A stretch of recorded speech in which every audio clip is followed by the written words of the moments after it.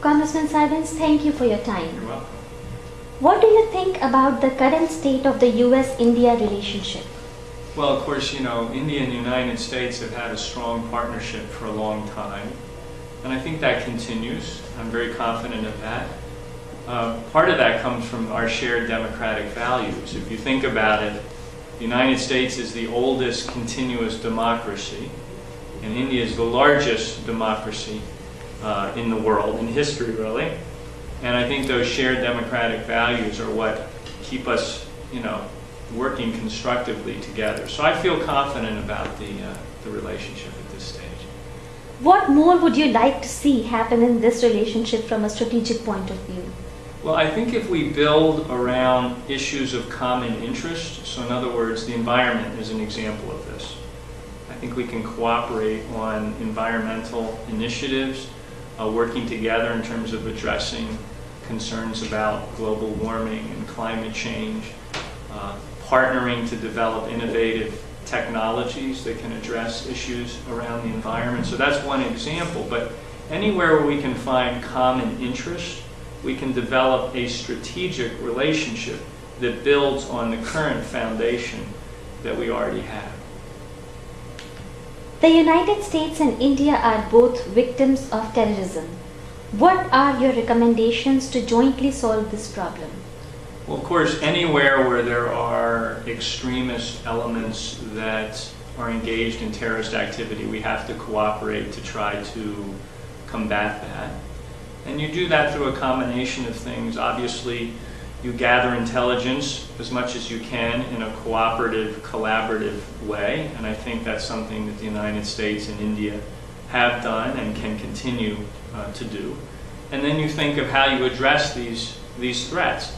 The stronger we build multilateral alliances and coalitions to address terrorism internationally, the better we're all going to be, not just the United States and India, but all good nations around the world that are trying to work together towards peaceful ends. Have you been to India? I have not been to India. I would love to go someday. It's certainly on my short list of destinations, so hopefully we'll make that happen soon. Have you attended any Indian American local events in your district? Oh, certainly, yes. And I have a very active Indian American community in my district, my district covers a number of different jurisdictions in Maryland. In fact, I think you live in my district, if I'm not mistaken.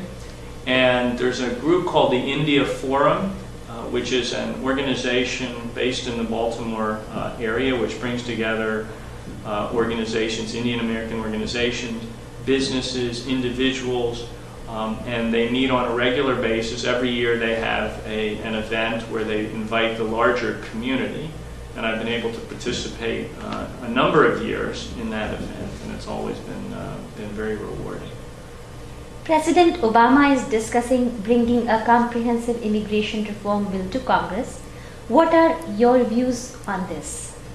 Well, immigration reform is an absolute priority, I think, going forward. It's been a difficult one to achieve because the politics of it are very contested. And there's a lot of debate that rages, and particularly when you get into an election year, it's hard to find the compromises that you need to deliver comprehensive immigration reform. But we need to have this because obviously immigrants to our country represent a tremendous source of talent, and we don't want to leave that talent out of the equation of growing our country and making it strong. At the same time, you have to have rules in place to make sure that the immigration is happening in a way that is orderly and constructive. And so finding that balance is why we seek comprehensive immigration reform. My hope is that we can get back to that pretty quickly in the next session, next year, and reach some kind of good compromise that brings that about. Small businesses are the engine of growth and innovation. Indian Americans have a disproportionately high number of small business in high-tech, biotech, renewable energy, etc. Given the tenuous economic climate, what steps is Congress taking or should take to protect the interests of these small businesses? Well, of course, small businesses are key to the engine of the economy across the board. And I certainly recognize that in the Indian American community, there are many, many small businesses. I can relate to that because I come from the Greek American community, and particularly the first and second generation of Greek immigrants to this country had small businesses. So it's very important that the climate for small business be one that is supported. Now, we're in a tough economic time. There's a number of things that we can do, but I think first and foremost, as I travel in my district, the issue I hear about is access to capital.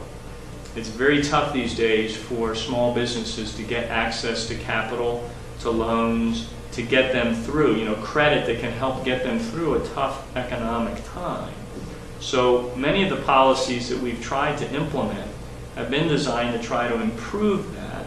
Most recently, we passed a bill that creates a small business lending fund of $30 billion to try to provide more access to credit for small businesses. So this is an example of what we can do to help small businesses all across the country, obviously including the small businesses in the Indian American community. What is your message for US-India Political Action Committee? Well, I'd like to say that I have such a tremendous respect for the Indian American community because not only has the community been careful to preserve its own legacy and make sure that its own community is strong, but they've understood as well that contributing to the broader American society is also fundamentally important. And that, to me, is what it means to be an American, to preserve your own heritage, your own sort of cultural values and history, but at the same time, think about how you contribute to the broader society. And I think that the Indian American community has certainly been very successful at that and is one of the strongest communities that we have here in the United States. So I think that bodes very well for the United States going forward. And I'm certainly pleased to be a member of the Indian Caucus in Congress, and we'll continue to work closely with the Indian American community to advance our shared goals. Thank you, Congressman. Thank you very much for your time. It has Thank you. been a pleasure and an honor. I appreciate it.